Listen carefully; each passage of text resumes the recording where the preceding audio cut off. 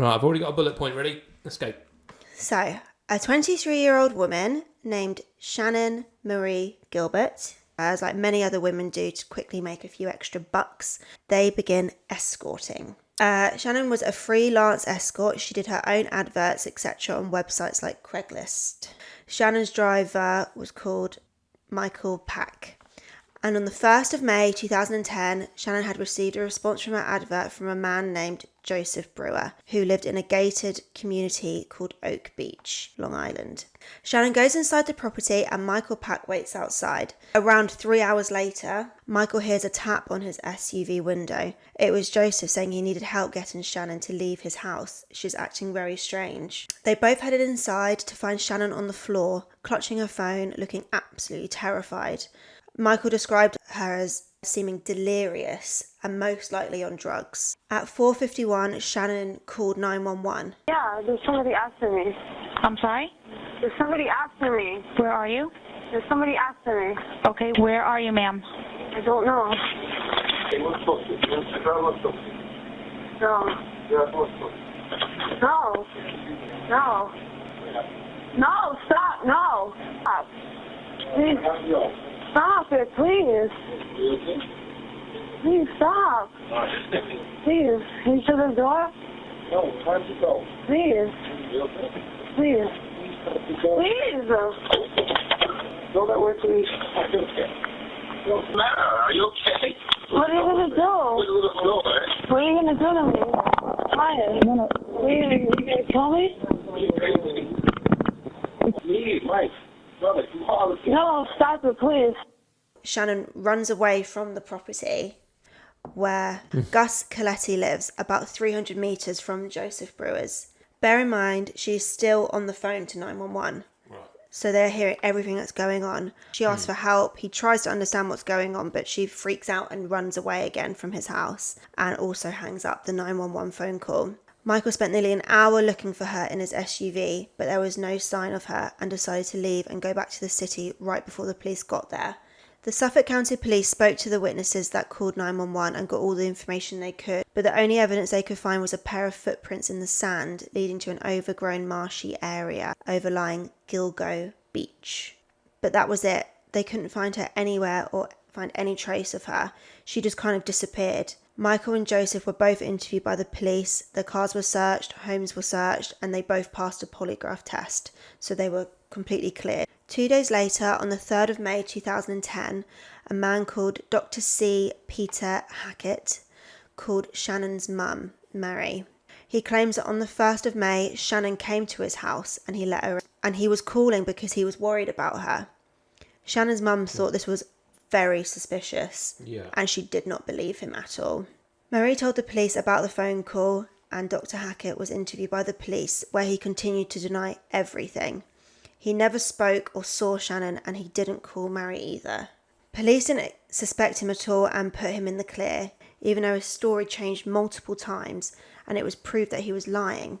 He did make the call to Mary, but the police are adamant that he has nothing to do with Shannan's disappearance. A little over a month since Shannan disappeared, Suffolk County police officer John Mallier took his highly trained German Shepherd Blue to look around Oak Beach and Gilgo Beach, where her footprints were found, but they didn't find anything. 7 months later, it was the 10th of December, John and Blue head back to Oak Beach. John followed Blue through the thick nettles and stumbled upon a burlap sack, and inside the sack was a human skeleton. John immediately called in for backup, as his first thought was that it was the missing woman. It was Shannan Gilbert. Yeah. The skeletal body was taken in to be medically examined, and they found out it wasn't Shannan Gilbert. No. 2 days later, detectives went back to the area where they found the skeleton to look for more evidence, and shockingly, 500 feet away, they found another body in a burlap sack. A few hours went by, 2 more bodies were found. They were all taken to be medically examined, and they were all identified as women, all found in very similar ways. They were quickly identified as Maureen Brainard Barnes, Melissa Bartholomew, Megan Waterman, and Amber Costello. Who were these 4 women found meters apart from each other? So, Maureen Brainard Barnes was born on the 14th of June 1982. Maureen fell on hard times, going from job to job, but always felt unsatisfied. She dabbled a little bit in modelling and would receive a lot of offers, but they were mostly for nude modelling or escort services. She started advertising her services on Craigslist and became a full-time escort in Manhattan. On the 9th of July 2007, Maureen told a friend she was going to meet a client at a hotel in New York, but she never returned home, and her friend reported her missing on the 14th of July. So, 5 days later. Police found that between the 6th and 9th of July, she had 16 interactions with a phone number from a burner phone. But nothing came from this information and the case went cold. Melissa Barthélemy was born on the 14th of April 1985 in Buffalo, New York. She was raised by a single mum and had a younger sister named Amanda. She had dreams of becoming a hairstylist, but unfortunately she ended up with a drug dealer boyfriend. They travelled into New York and met a man called John Terry, who offered Melissa a hairdressing job. Unfortunately, John Terry isn't who he says he is. He is in fact a pimp. He goes by the name Blaze. Within a short time, she began working for Blaze as a prostitute. She wanted to go solo and put up adverts on Craigslist to sell her services. On the 3rd of July, she received a phone call from a prospective client using a burner phone number. Melissa was last seen outside her apartment on the 12th of July 2009 and had told her friend she was seeing a client. Her family immediately filed a missing persons report, but were rejected due to her being an adult and because of her job. 4 days later, her younger sister received a phone call from Melissa, or so she thought. She answers and a male voice at the other end of the phone says, "Is this Melissa's little sister? Do you know what your sister is doing? She's a whore." This started an ongoing harassment from this phone number, which kick-started the police investigation into Melissa's disappearance. The male voice said horrific things to her, one of them being, "I'm watching your sister's body rot." Investigators found on the night of Melissa's disappearance, she had dialed her voicemail, which pinged in a place called Massapequa, about 15 miles from Gilgo Beach. Attempts to trace the caller and find his location failed many times, as he was always in very busy areas of New York when making the calls, such as Times Square. So her case also went cold. Megan Waterman, born on the 18th of January 1988 in Portland, Maine, Megan started dating a gang member called Akeem Cruz, who was from New York. He had a pretty extensive criminal history and manipulated Megan into joining the world of prostitution in order to make money quickly. Megan planned a trip to Long Island where she could make a lot more money per night, around 1.5k. On the 5th of June 2010, Megan checked into a hotel in Hauppauge, 25 miles away from Gilgo Beach. Akeem left the hotel, but Megan stayed and made several phone calls to her friends, family and her daughter. The last phone call she made was to Akeem at 1:20 a.m. Then 10 minutes later, she left the hotel room and she was seen walking down the road to the convenience store. She had just posted a Craigslist ad for her services an hour or so beforehand, so that's where a lot of people thought she had gone to. But Megan never returned. Akeem the next day became nervous and called around her family and friends, but no one had an idea of where she was. The staff at the hotel had no idea either. Unfortunately, due to Akeem's criminal past, he didn't immediately report Megan missing. On the 8th of June, her family finally reported her missing, as she hadn't tried to contact her daughter at all. But nothing came of it. It went cold. And finally, Amber Costello, born the 27th of October 1983, in Charlotte, North Carolina. She was born into a very loving family. Her parents were happily married and she had an older sister called Kim. However, when Amber was 5, she was violently sexually attacked by a neighbour, and this tore her family apart. Kim basically had to become a parent from this point, working 2 jobs already, but barely making ends meet. This drew Kim into the prostitution world, as she desperately needed money to survive, and unfortunately a few years later, Amber joined her as a prostitute. So they both became addicted to drugs and cocaine and heroin. They both tried getting clean throughout the years, and Kim eventually did. She had settled down and married a man named Dave Schaller. Amber lived with them whilst trying to get her life back in order. The idea started floating around of them both getting back into the escorting industry. They started posting on Craigslist, and they both quickly started using drugs again. On the 1st of September 2010, Amber was contacted by a burner phone, which was located in West Amityville and Massapequa Park. Amber was home with Dave, her sister's partner, and they decided to create a ruse with the client. Dave would pretend to be her boyfriend and he would hide in like the other room. And then when the client would come in, they'd put their money down like on the table or whatever because it was cash. Right. And then Dave would come out angry and in the hopes that it would scare the client off. Right, I see. And they would forget to take the money with them. Yeah. So that's what happened. Dave ran out screaming and the client ran out the door. The next day, Amber agreed to meeting up with the same client. She left without her phone and she was never seen again. Dave described the client as looking like an ogre, between 6'4" and 6'6". Dark, bushy hair, and he drove a first-generation Chevy Avalanche truck. Sadly, nobody ever reported Amber missing. They were too scared because of the drugs and the lifestyle they led. So that's the 4 victims that were found on Gilgo Beach. They were now known as the Gilgo 4. And on the 14th of December 2010, the Suffolk County Police announced they were looking for a serial killer, but they had no suspects yet. Over the next few months, the police would return to Gilgo Beach to look for more evidence and to continue looking for Shannan Gilbert. On the 29th of March 2010, 1 mile away from the 4 bodies that were found, they found a skull, a forearm, and a set of hands. They were later identified as Jessica Taylor. On the 4th of April 2011, searchers found 3 more sets of human remains along Ocean Parkway between Gilgo Beach and Oak Beach. One of the bodies is an unidentified Asian male dressed in women's clothing and was believed to be transgender. The second remains they found were a skull, a pair of hands and a foot that were later identified as Valerie Mack. And the third was an unidentified female toddler who was wrapped in a blanket who was known as Baby Doe. A couple of weeks later, on the 11th of April 2011, a plastic bag was found that contained legs and arms. Through DNA, it was confirmed the remains were female and she was in fact the mother of Baby Doe. She's been called Jane Doe 7 in the news, but on the 6th of August 2023, she has finally been named through the DNA as Karen Vergata, an escort who was last seen alive in Manhattan in 1996. And lastly, a skull was found along Ocean Parkway but couldn't be identified. So now a total of 11 bodies have been found on this beach. Not all of them necessarily connected, but pretty strange how they're all so physically close to each other. Everyone in the Long Beach, New York area was terrified. They clearly had a serial killer walking amongst them, but who is it?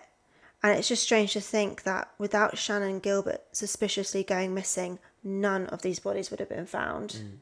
On the 6th of December 2011, on another search of the area closer to Oak Beach and behind Dr. Hackett's house, Shannan's purse, phone, shoes and jeans were found in the thick marsh near Oak Beach.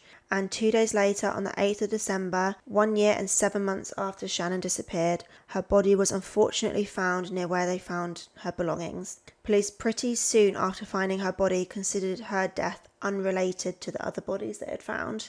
Due to her mental health and drug problems, they assumed she basically had a breakdown, got lost, fell into the marshes and couldn't get out again and possibly drowned. When her body was discovered, she was found without her jeans and lying face up. There was an absence of 2 hyoid bones in her neck, which would imply she had been strangled, but the Suffolk County medical examiners don't agree with that information. In May 2022, Shannan's death was ruled as an accident. Despite all the other evidence, Shannan still hasn't been officially tied to the Long Island serial killer, or the Gilgo 4, and is still considered to have died accidentally. Her family strongly disagree with this decision. So 12 people have now been found on this beach within the space of 1.5 years, and there are still no strong leads or suspects for police to go off of. The case once again goes cold.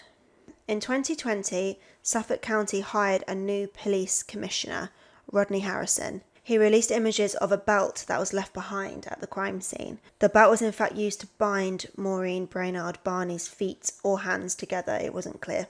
They believe it must have belonged to the serial killer. It was a fairly distinct and unusual belt that they were hoping somebody would remember somebody owning. The belt had been engraved with initials HM or MH, depending on which way around you read them.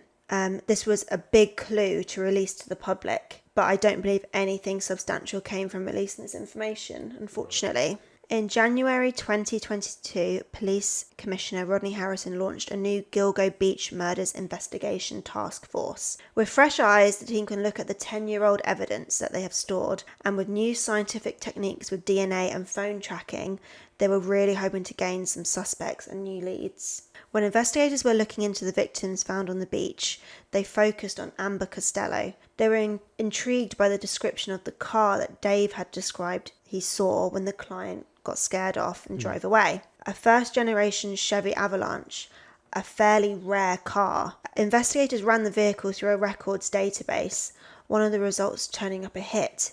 A man who owned a green first-gen Chevy Avalanche lived in a neighbourhood that investigators were already zeroing in on as one of the suspect's likely locations because of a sophisticated analysis of cell phone location data and call records. Rodney Harrison described this moment as a turning point in the investigation. They had a suspect. Investigators executed 300 subpoenas, search warrants and other legal processes to try and obtain more evidence. The killer always used burner phones, so investigators knew they now had to focus on that. The suspect had a personal phone that he carried with him whilst at work, etc. So they looked at his activity through his service provider and where his phone was pinging on the dates where the burner phone was calling the victims. They matched exactly. He was in the exact same place as the burner phone when the calls were being made.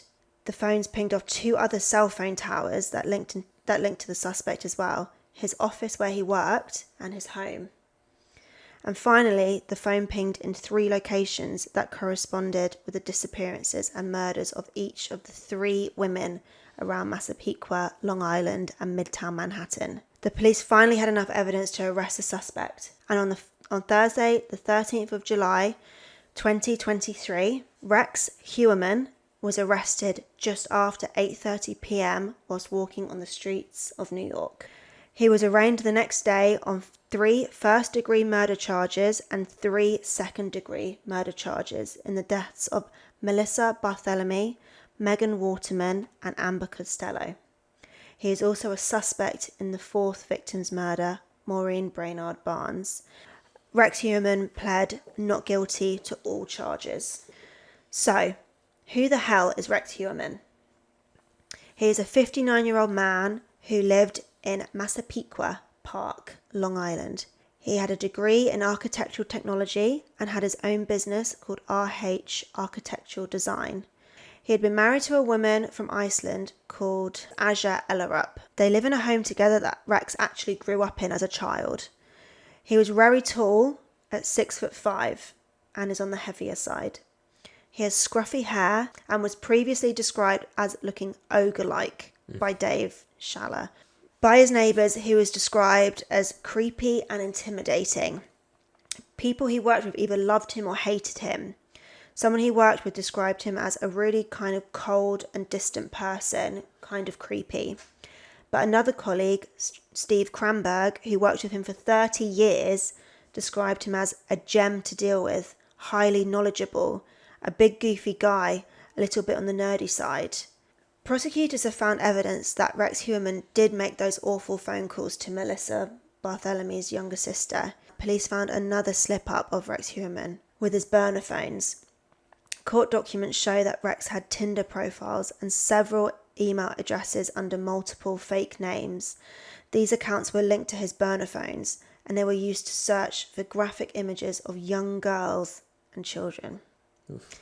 And sadistic torture-related pornography. Some things he searched were Manhattan girl begging for rape, teen girl begging for porn, pretty girl with bruised face, tortured redhead, skinny redhead tied up and rape, girl hogtied torture. Investigators also found that Rex had been following the case over the years.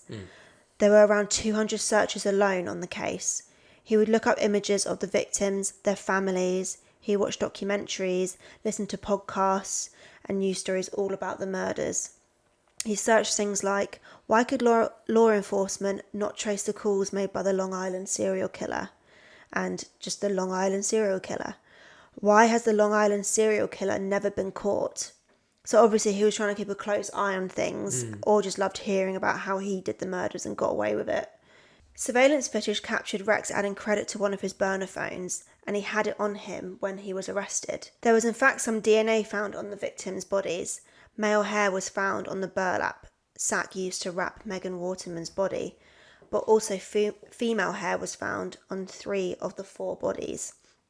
2 strands found on Megan Waterman. They were both found on the tape used to bound her. 1 hair was found on the tape used to wrap burlap around Amber Costello, and 1 hair was found on the belt buckle. Before Rex's arrest, they had gone through his rubbish bins in order to gain his DNA, and possibly the mystery female hair DNA they found, as it didn't match any of the other victims. Right. They picked out 11 bottles and leftover pizza in a pizza box and tested any DNA that they could find. It was confirmed that Rex Heuerman's hair was the male hair they found on the tape. Okay. And in a bombshell twist, the female hairs belonged to Aisha Ellerup. So then the question is, was she in on it too? She was quickly ruled out as being involved, as she was out of town at the time of the 3 murders. Right. They believe her hair ended up stuck on the tape simply due to DNA transfer. The belt with the initials engraved on it could be linked to Rex's grandfather. His name was William Heuerman, who died in 1964. Obviously that matches with the WH that's been engraved. Police spent 12 days at Rex's home in Massapequa Park looking for more evidence. His home has been described as very cluttered and on the hoarders side of things. 279 guns were found in this home. They were kept in a huge, thick basement vault large enough to walk into. Officers were seen carrying out a big box that was covered up, possibly where the guns were stored. They took his car away as well, obviously, which apparently has evidence in it, and I'm assuming that is how he picked up the women and then transported their bodies too. They used ground-piercing technology to unearth items buried in the garden. No human remains were immediately found, but they haven't declared exactly what they have found in the garden or in the house. Obviously, nothing has been officially said yet, as everything needs to get tested, etc., and that'll take months, probably. Less than a week after Rex was arrested, his wife, Aisha Ellerup, has filed for divorce. She wants nothing to do with him and basically just wants to be left alone with her children, who are all really struggling with what's going on.